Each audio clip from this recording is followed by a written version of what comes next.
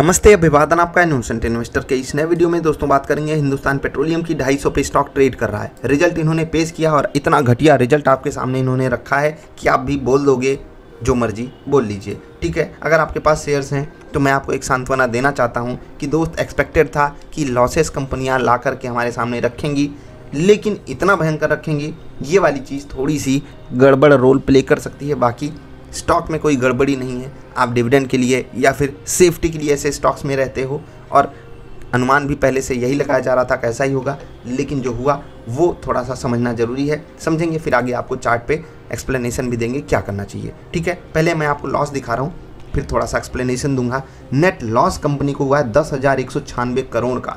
Stand alone basis पे मैं ये बता रहा हूँ आपको, 1795 करोड़ के मुकाबले 1795 करोड़ के मुकाबले एग्जैक्टली सेम टू सेम यहाँ पर आया था।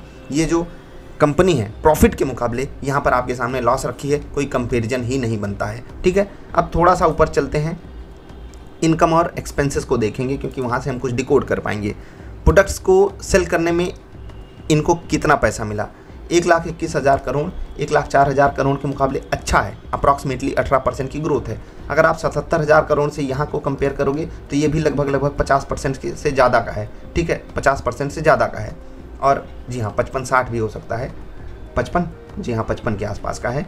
टोटल इनकम भी 55% के आसपास ही बढ़ी है पिछले साल के इसी क्वार्टर से। जस्ट पिछले क्वार्टर से अगर आप कंपेयर करोगे तो भी ग्रोथ है। ठीक है, इनकम तो बढ़ गई, तो खर्चे ऐसे कैसे हो गए कि हमको लॉस हो गया वो हम समझेंगे। कॉस्ट ऑफ मटेरियल आप देख लीजिए, 33,706 करोड़ 10,732 करोड़, 3 गुना, जी हाँ 3 गुना बढ़ गया जो कॉस्ट ऑफ मटेरियल है। 3x महंगाई यहाँ पर आई है आपके सामने। और कंपनी को जब महंगाई 3 गुना ज़्यादा डेंट दे रही हो तो ऑफकोर्स सी बात है कंपनी उसको कैसे संभालेगी आप सोच भी नहीं पा रहे होगे इस वक्त। जी हाँ, जब कंपनी के मैनेजमेंट में आप रहो ये सब चीज़ें बहुत बड़ा प्रेशर आपके ऊपर क्रिएट कर देती हैं। Purchase of stock in trade, यानी कि जो सामान ये खरीदते हैं व्यापार करने के लिए, वहाँ पर भी आपको इम्प्रूवमेंट ही दिखाई दे रही है। और एक्सपेंस में इम्प्रूवमेंट अच्छी बात नहीं होती है। एक्साइज ड्यूटी अगर आप देखोगे तो 7,000 करोड़ के आसपास है, पिछले क्वार्टर से थोड़ा सा कम है लेकिन पिछले साल के इस क्वार्टर से हाई है ये। ठीक है, एम्प्लॉयज़ के ऊपर कुछ खास ये कंपनियां खर्च नहीं करती और यहाँ पर इन कंपनियों से मुझे यही सबसे बड़ी शिकायत है। मात्र 706 करोड़ रुपए पिछले क्वार्टर से कम है, पिछले साल के इसी क्वार्टर से बहुत कम है। अब यहाँ पर मैं थोड़ा सा आपसे समय लेना चाहूँगा। देखो यहाँ पर जो बंदे काम करते हैं ना, जैसे कि पेट्रोल पंप पे, ठीक है, आप देखते होंगे हम में से बहुत सारे लोग उनको चोर डकैत पता नहीं क्या क्या बोल देते हैं। क्यों? क्योंकि वो हमारी गाड़ियों में सही से पेट्रोल नहीं भरते। अब इसमें 2 पॉइंट आपका हो सकता है, अगर सर वो चोरी कर रहे हैं तो हम उनको बोलेंगे नहीं। भाई वो बंदे पता है, जहाँ तक मुझे पता है 10,000 के आसपास पे काम करते हैं। ठीक है, खड़े हो करके काम करते हैं, अप्रॉक्सीमेटली 8 से 10 घंटे की उनकी ड्यूटी होती है। आप में से अगर किसी के जान पहचान में कोई ऐसा है, ठीक है, तो आप ज़रूर उसका एक्सपीरियंस शेयर कर सकते हो, या किसी को आप ऐसा जानते हो जो ऐसे काम करता है, तो आप समझना कि उनका जो संघर्ष है वो बहुत बड़े लेवल का है। और मैं इन कंपनियों से यही शिकायत करना चाहता हूँ कि इतना पैसा कमाते हो, इतना पैसा आप आलतू फालतू फेंक देते हो, CSR भी ढंग से आप कर नहीं पाते, कॉर्पोरेट सोशल रिस्पॉन्सिबिलिटी आप निभा नहीं पाते, कम से कम अपने एम्प्लॉयज़ को तो खुश करके रखा करो। और ये कंपनियाँ अच्छी इसलिए स्टॉक मार्केट में थोड़ी सी मान ली जाती हैं क्योंकि एम्प्लॉयज़ के ऊपर कुछ खास इनको खर्च करना नहीं पड़ता और उनकी भी मजबूरी है। वो एक अच्छा माध्यम है रोज़गार जनरेट करने का, लेकिन हम लोग उनको भले ही चोर डकैत बोलते हैं, लेकिन उनकी मजबूरी यहाँ से निकलती है, कैसे कोई काम करेगा। प्लस हम सब भी इग्नोरेंस में जीते हैं और उसी का वो लोग फ़ायदा उठाना चाहते हैं। मैं किसी चोरी डकैती का समर्थन नहीं करता, लेकिन इन लोगों के लिए ज़रूर ये डिमांड रखना चाहता हूँ इन कंपनियों से। या आप में से बहुत सारे लोग ये सोचते होंगे ना कि ये पॉइंट कहाँ पर मिस हो रहा है, तो यहीं पर मिस हो रहा है। कम से कम जो इनकी सैलरी होनी चाहिए मेरे हिसाब से, अगर कोई काम कर रहा है 8 घंटे तो कम से कम वो 16,000 का हकदार तो है।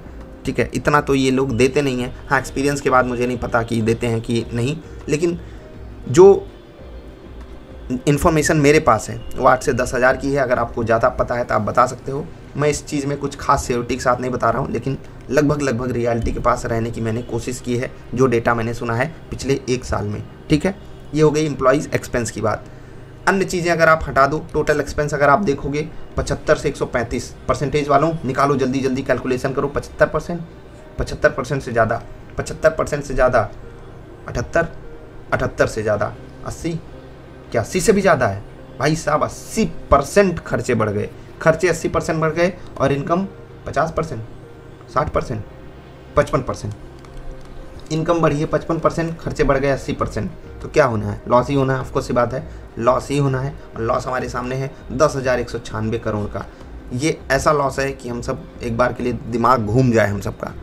अब ये हुआ क्यों, थोड़ा सा आपको एक दिखाना चाहेंगे। मनी कंट्रोल से ये डेटा उठाया गया है।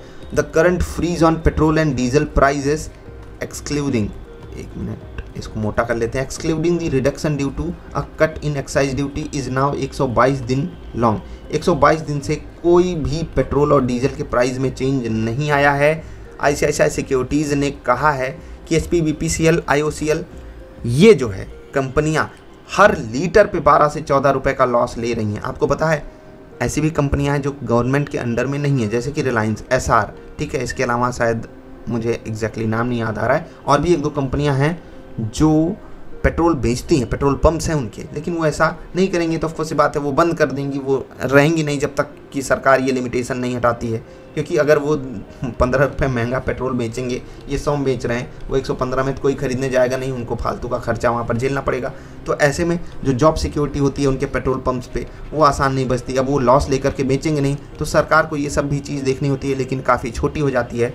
तो अब सरकार क्या ही करे, कितने लोगों का ध्यान दे, कहाँ कहाँ चीज़ें देखे।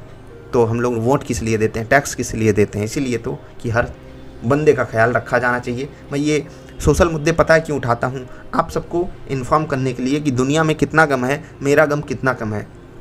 जब आप इन लोगों से अपनी तुलना करोगे ना कि कोई पेट्रोल पंप बंद हो गया, जी हाँ, आप सोचिए कि अगर 12-14 रुपए के लॉस में कंपनियाँ ये पेट्रोल बेच रही हैं, सरकारी कंपनियाँ, जिनकी मजबूरी है बेचना क्योंकि ये बंद खुद को कर नहीं सकती, ठीक है। और एक तरफ है कुछ कंपनियां जो पेट्रोल पंप ही बंद करके रखी हैं, वहां पर जो लोग काम करते थे उनका क्या हुआ होगा, सोचा कीजिए।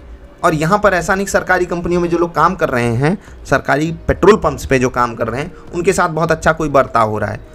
वहाँ पर भी चोरी डकैती होती है, बिल्कुल खुली बात है, ये मेरे साथ भी कई बार हुआ है। लेकिन अब क्या बोलें, दया सी आती है कि यार ये लोग इतने मजबूर हैं। यहाँ तो यार 1-1 लाख 2-2 लाख कमाने वाले अधिकारी घूसखोरी करते हैं, उनको तो कोई उतनी बुरी नज़र से नहीं देखता है, उनको तो लोग आंखें फाड़ फाड़ के देखते हैं, देखो यार राजा की तरह जा रहा है। लेकिन ये बेचारे थोड़ी सी, और मैं मानता हूँ कि वो कमा लेते होंगे कभी कभी, बड़ा पैसा आपको चूना लग जाता होगा, लेकिन रियलिटी सोचिए, उनसे ज़्यादा घटिया काम जो कर रहा है वो सम्मान पा रहा है, और यहाँ पर इन लोगों को आप गाली देते चल रहे हो। यही रियलिटी है और यही कड़वा सच है। वो गाना फिर से बताना चाहूँगा, दुनिया में कितना गम है, मेरा गम कितना कम है। तो समझ लीजिए कि हर लीटर पे अगर 12 से 14 रुपए का लॉस हो रहा है तो कहानी कहाँ पर जा रही है। अब आप सोच रहे होंगे कि HPCL का लॉस IOCL से ज़्यादा कहाँ से आया, तो मैं आपको ये बात समझाने देना चाहता हूँ कि IOCL का जो साइज़ है, जो पेट्रोल पंप्स हैं इनके भारत में, वो HPCL से लगभग दुगने हैं। HPCL और BPCL का जो पेट्रोल पंप है, जहाँ तक मुझे पता है एग्जैक्टली सेम टू सेम है, थोड़ा बहुत ऊपर नीचे हो सकता है, शायद HPCL दूसरे नंबर पे है, एग्जैक्टली ये चीज़ आप चेक कीजिएगा, और BPCL तीसरे नंबर पे है।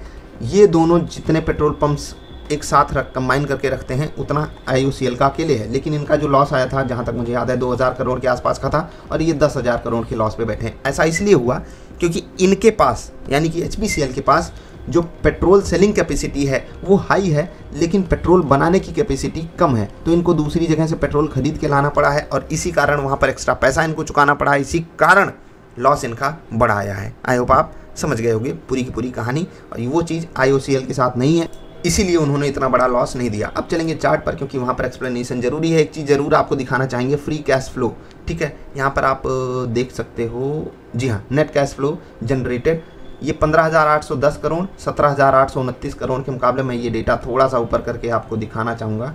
यहाँ पर आप देख सकते हो, ये 2020-21 की बात है, ये 2021-22 की बात है। एक चीज़ मैं फिर से, यहाँ पर आप देख सकते हो ये पॉइंट, ठीक है। तो ये आपके सामने कहानी पूरी की पूरी है। जो लोग कैश फ्लो समझते हैं उनको बात समझ में आ गई होगी, लेकिन हमें कैश फ्लो नहीं समझना है, हमें फंडामेंटल एनालिसिस का एक्सपर्ट नहीं बनना है, हमें बनना है चार्ट का एक्सपर्ट, क्योंकि चार्ट हमसे पूरी कहानी कहता है। अब ये जो चार्ट बना, इसमें मार्केट का योगदान 75% है।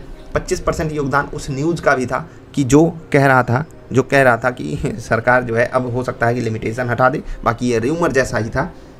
और हाँ, ये भी हो सकता है कि सबको बता रहा हो, सबको पता भी था, ऑफकोर्स सी बात है कि लॉस ये कंपनियां पेश कर सकती हैं, लेकिन इतना बड़ा लॉस पेश करेगी ये अनएक्सपेक्टेड है। और इसी कारण ये हाईएस्ट एवर क्वार्टरली लॉस, मतलब बिगेस्ट एवर क्वार्टरली लॉस है फॉर HPCL। जी हाँ, सर्च कीजिएगा न्यूज़ में तो ये बात बता ही देंगे। और भयंकर लॉस है। तो आपको मैं यहाँ पर 3 लेवल्स दे रहा हूँ। अगर ये स्टॉक गिरता है 250 के ऊपर ही आपको यहाँ पर पॉजिटिव साइड का ट्रेड पकड़ना है। पहला सपोर्ट लेवल रहेगा 236 का 236, दूसरा सपोर्ट रहेगा 222 का और तीसरा सपोर्ट रहेगा 209 का। ठीक है, ये बहुत दूर हो गया। ठीक है, इतना तो नहीं गिरना चाहिए, वर्स्ट केस सिनेरियो है। लेकिन अगर 250 से ऊपर रहता है ये स्टॉक तो आपको वहाँ पर बाइंग साइड का ही ट्रेड देखना है, सेल मत कीजिएगा। अगर मान लेते हैं गैप अप करता है, कुछ भी हो सकता है यार, आपको उसके लिए हमेशा तैयार रहना चाहिए। मार्केट में आप घटिया से घटिया रिजल्ट पे स्टॉक को भागते हुए देखोगे और अच्छे से अच्छे रिजल्ट पे स्टॉक को गिरते हुए देखोगे। हर एक चीज़ का जस्टिफिकेशन मार्केट आपको दे सकती है, इसलिए हर चीज़ के लिए तैयार करो। लेवल्स मैंने आपको बता दिए। हाँ, ऊपर अगर आपको टारगेट बुक करना है 264 रुपये 50 पैसे पे आप टारगेट बुक करने के बारे में सोचिएगा, इन केस ये ऊपर जाता है तो। बाकी नीचे जाता है तो आप बाइंग के बारे में ज़्यादा बेटर सोचिएगा। हाँ, सेल साइड का ट्रेड अगर आपको पकड़ना है 245 के नीचे पकड़िएगा, 250 के ऊपर बाई साइड का ट्रेड। ठीक है, ये हो गई बात चार्ट पे। अब आपसे विदा लेने का समय है। आई होप आपने वीडियो लाइक किया होगा। और ये जो लॉस आया है तो बड़ा भयंकर। अब कंपनियां अगर अपने एम्प्लॉयज़ के बारे में थोड़ा सा सोच लें, जो लोग काम करते हैं उनको थोड़ा सा ईमानदारी सिखाएं और थोड़ी सी ज़्यादा सैलरी भी दें, क्योंकि ईमानदारी पता है कब काम आती है, जब पेट भरा हो, जब हमारे बच्चे भूखे ना हों, जब हमारे बच्चे ठीक ठाक पढ़ पा रहे हों, तब ईमानदारी समझाने में समझ में आती है। हमारे बच्चे भूखे हों तो हम किसी भी तरीके से उनका पेट भरना चाहेंगे। और ये सिर्फ एक एम्प्लॉय की बात नहीं है, मैं सभी की बात कर रहा हूँ। अब ऐसे मत कह देना कि हमारे बच्चे का पेट बर्गर पिज्ज़ा खा के ही भरता है। ठीक है, ये भी कुछ लोग दे देते हैं। मैंने कुछ अफसरों से जब बात की, घूसखोर अफसरों से मैं बोलता हूँ, उसमें से कुछ मेरी जान पहचान में भी हैं। मैंने कहा क्यों लेते हैं घूस? बोलते हैं यार खर्चा नहीं चलता है, बड़ी महंगाई है। हम कहे यार 80,000 कमा रहे हो, उसमें तुम्हारा खर्चा नहीं चल रहा है। भारत की औसत इनकम 15,000 से भी कम है, उनका खर्चा कैसे चलता होगा? तुम उनसे 5 गुना 6 गुना ज़्यादा कमा रहे हो, तुम्हारे खर्चे नहीं चल रहे हैं। तुम भूखे नहीं हो, तुम हवसी हो, पैसे के हवसी हो, तुम पैसे की हवस भरी पड़ी अंदर। ऐसे भूखों की मैं बात नहीं कर रहा हूँ। ऐसे लोगों के बच्चे पता है क्या खाना चाहते हैं, समझ लीजिए उनको क्या खाना होता है। बाकी मेरी कड़वी बातों से कुछ लोग नाराज़ हो जाते हैं, क्या करें यार। सबसे महंगा शौक ईमानदारी है, निभानी पड़ती है। कोशिश पूरी करता हूँ, आप भी कोशिश कीजिए, अच्छा लगता है। अभी के लिए इतना ही, नमस्कार।